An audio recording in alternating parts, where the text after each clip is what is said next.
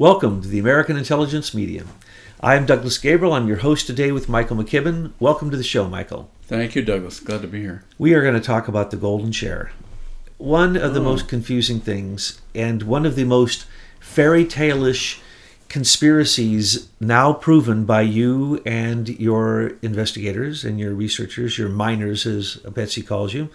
You get down there in the mine and you get the gold. Well, in this case, you got the golden share, and it is shocking. It's so shocking that we were just chatting, trying to even grok, trying to understand really how there could be such a thing. And then you pointed out that, yeah, this happens in a number of situations. This just isn't the Queen of England. Right. A golden share is just a level of shareholding that gives special rights to different classes of stock, and in this case, the class is one share held by the Crown.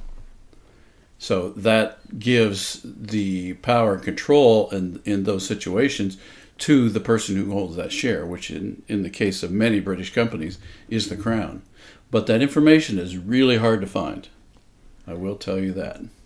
And you said that you can have the power and control, but not the dividends. Right. What is that about? And you even mentioned that you've seen other companies that do that. Oh, yeah.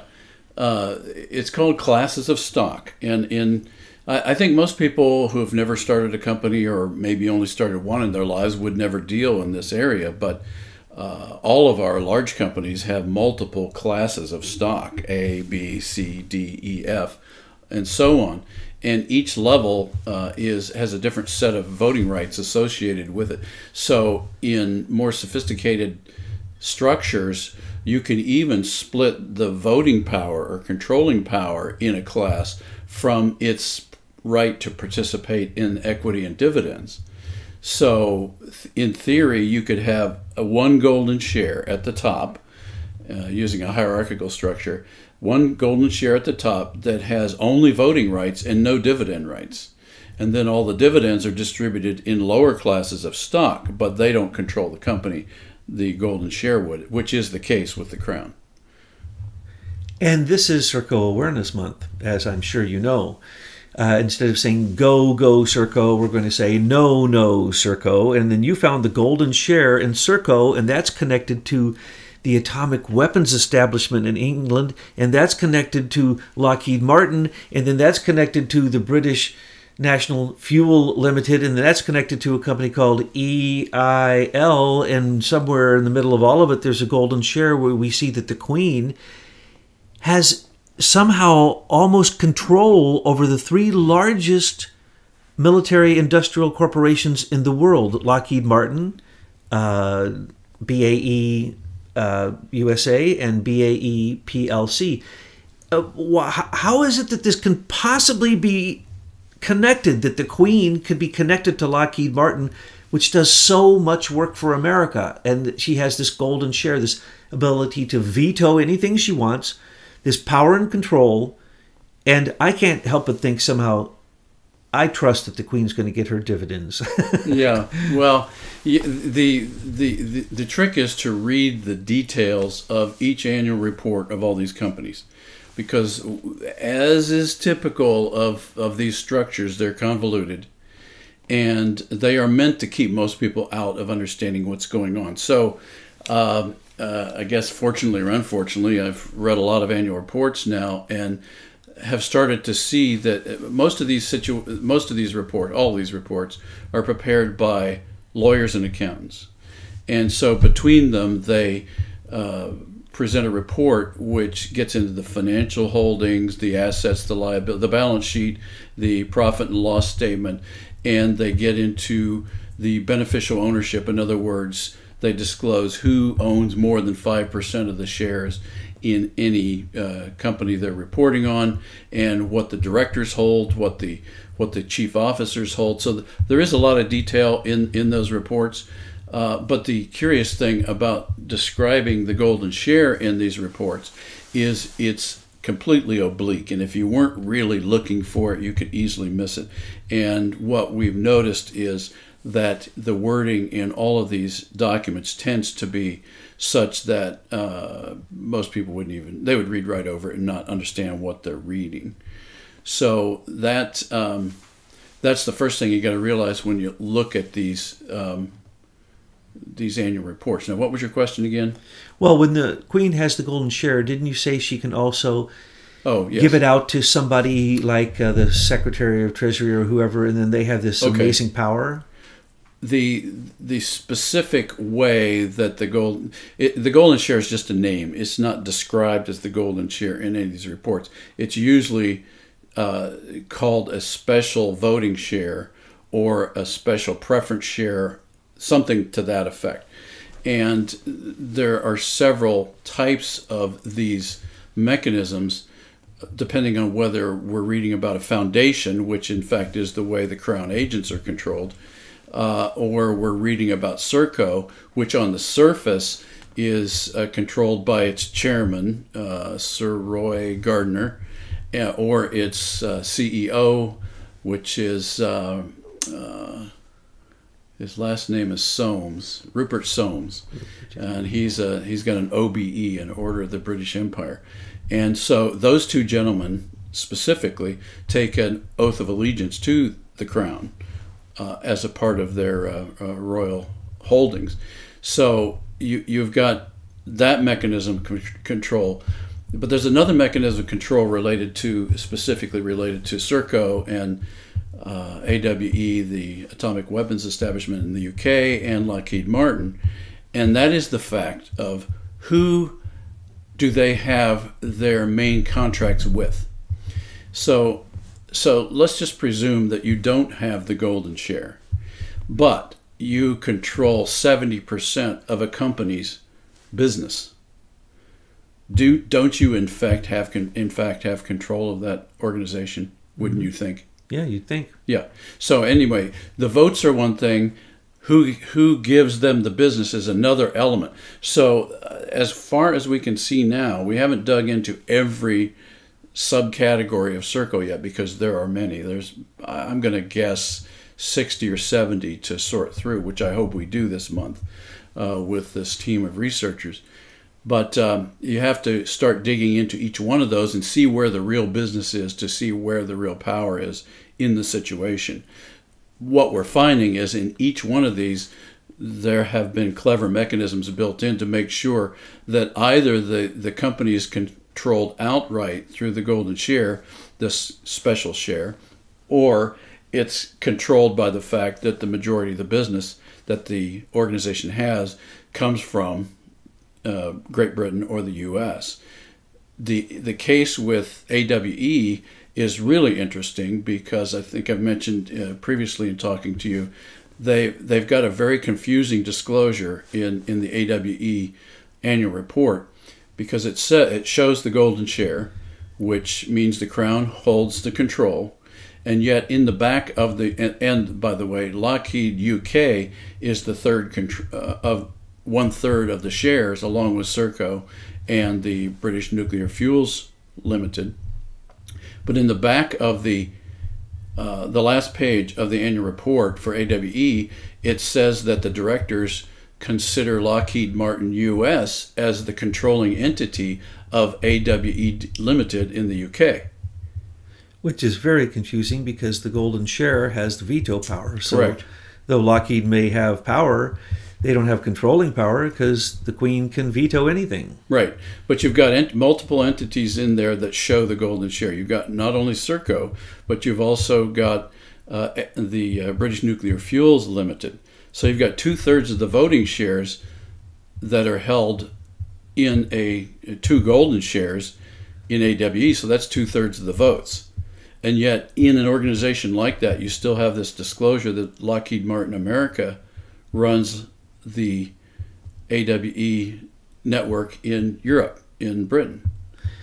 And then I think it gets even more complicated when you try to ferret out what is part of the United Kingdom, what is part of the Queen's golden share, what is part of like the atomic weapons establishment. I mean, that has to be controlled by UK, you would think. But then why does Lockheed Martin have somehow some control over that as a corporation? So all that I can see is obfuscation, seeming lying, and trickery to hide some things that we may still not have any idea are really going on. Now, there's another key layer, by the way, that needs to be pointed out here, because we're talking about nuclear fuel, we're talking about aircraft, and we're talking about lots of craft in the world that need aluminum. In that there's another agency of the Crown called Rio Tinto that I'm not sure what the percentage is of the amount of mining resources in the world that the Queen holds, but it's significant. In Rio Tinto, the Queen also holds a golden share. So the Crown. So all or many of the mining and uranium rights that are used by these companies and the ore in the ground comes directly from Rio Tinto. So that's another golden share. So you got at least three golden shares in this scenario. And then you've got another company in the U.S. called Urenco that processes this nuclear fuel, this nuclear ore, and a third of that organization is controlled by a company with the golden share. So that golden share is spread out liberally throughout this network.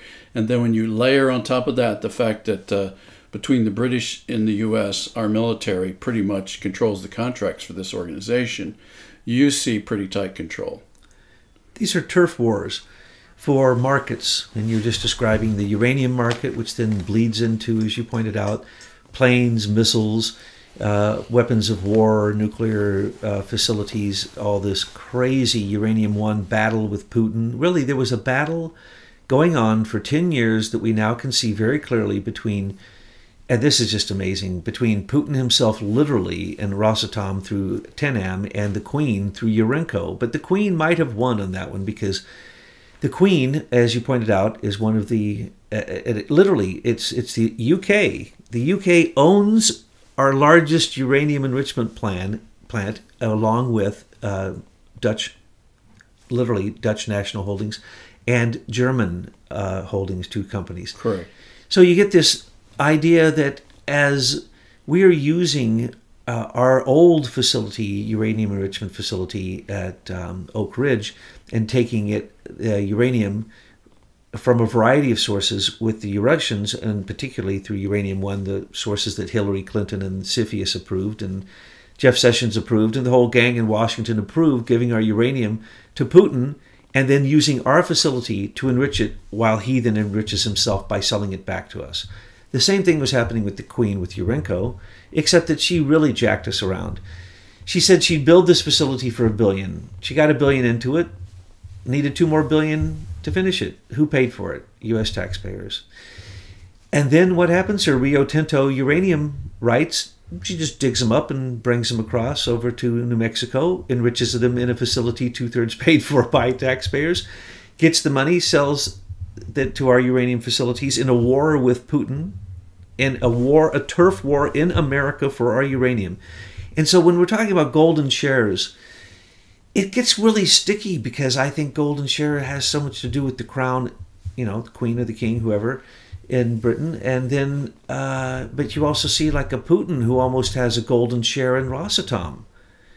Almost. I think it may be confusing to hear the term golden share because some people might think it has something to do with gold. I think that's just a name, quote, golden share. You don't see that written anywhere other than as a description of this super control that the crown has over these companies. But you're right, in the Soviet Union, these oligarchs, or in the case of Putin, they certainly have, in effect, a golden share over their companies. Well, you described that with the Overseas Private Investment Corporation, that there's a similar thing as they do in England. And so many of these systems we took from England because they're institutionalized ancient systems of control. And so we have not a golden share, but that, I forget what you call it, that transference to the Secretary of State to be the only person in charge of $50 billion. It's the only shareholder in OPIC, the Overseas Private Investment Corporation, is the Secretary of State of the U.S. And they say it's a private corporation, but it's got a .gov account, and it does FOIAs, and it acts like a government agency, but on paper it says it's a private account. $80 billion under asset controls for a corporation that doesn't pay taxes, but we pay for it to run, $108 million a year we pay for OPIC to run. And then through this amazing thing you're describing, somehow that corporation is run by the Secretary of State. Right. And all they do is give money away, and they don't even keep track of who they give it to, practically. They have absolutely no compliance involved. And it's this cronyism of passing to anyone who wants to stand in line that happens to be a friend of the Secretary of State. Well, the SES is the staffing for OPIC. Absolutely. So it's obviously cronyism. And the SES, who runs SES? Yeah, and if that isn't good enough, the Secretary of State gets to give away another $50 billion, give away $50 billion a year, which is just astounding to think that the Secretary of State is set up in a position to do what Hillary Clinton did, which was pay for play. You want some weapons? Great. You give me some money to my foundation, I'll give you the weapons, or I'll give you some aid, or I'll give you a loan through OPIC, or through a big loan through USAID.